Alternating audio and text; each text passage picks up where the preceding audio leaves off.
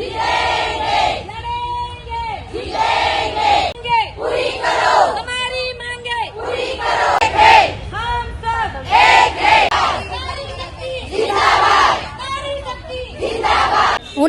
સેજા 2 માંથી છું।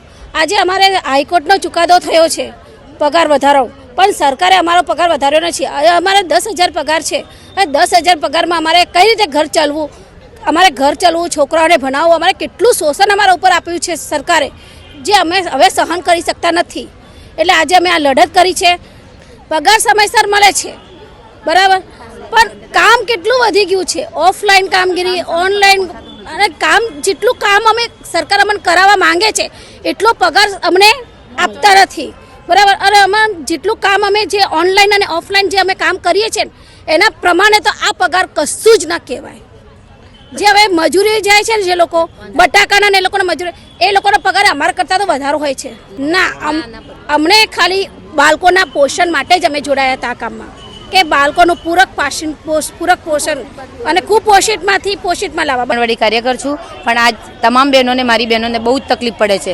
જે સરકારશ્રી અમારું કંઈ સાંભળતી નથી। જે અમારો સરકારશ્રીએ પગાર વધારાનું કહ્યું છે એ અમને સંતોષપૂર્વક જવાબ નથી મળ્યો। એના માટે અમે હડતાલ ઉપર ઉતર્યા છીએ।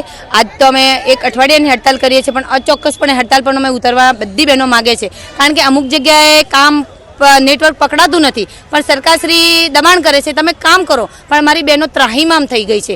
એવીટીની કામગીરી ઓનલાઈન ઓફલાઈન, ત્યારે મારે જે બાળકોને પૂરક પોષણ આપવું હોય તમે આપી શકતા નથી, બાળકોને જ્યારે રમતગમત કરાવી કશું કરી શકતા નથી। એના માટે કરીને તમામ બહેનો ભેગી થઈ છે। તમામ બહેનો એક જ કહેવા માગે છે, બેન આપણે હડતાલ કરીએ છીએ અને અમારો અસંતોષપૂર્વક, અમારો જે મેઇન તો અમને ઓનલાઈન ઓફલાઈન કામગીરી બહુ જ આપી છે બહેનોને, જે વધારાની કામગીરી બંધ કરાવવાનું અમે કહીએ છીએ। જ્યારે અમારો પગાર સંતોષપૂર્વક થશે તમે તમામ કામગીરી કરવા માટે કટિબદ્ધ છીએ।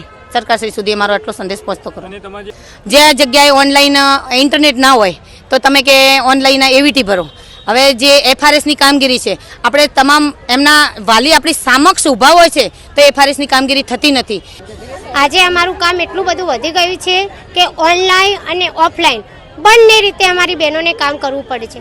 આ કામ એટલું રીતે માનસિક રીતે ટેન્શનરૂપ બની ગયું છે કે બહેનો પોતાના છોકરા, પરિવાર કોઈને પણ ધ્યાન આપી શકતી નથી, અને એક સૈનિકની જેમ દરરોજ રાત્રે અને 24 કલાક સવારથી મોડી અને બસ એક સામું મોબાઈલ સામું જોઈ રહે એ રીતે કામ જ કરો। 10,000નો પગાર અને કામનું ભારણ એટલું બધું કે બેન ઊંચું કોઈ પરિવાર સામું કે કોઈના સામું જોઈ શકતી નથી, બાળકોને પૂર્વ પ્રાથમિક શિક્ષણ પૂરું આપી શકતી નથી। કોઈ બી કામ કરાવો ઓનલાઈન ઓફલાઈન અને OTP દ્વારા જ કરવાનું।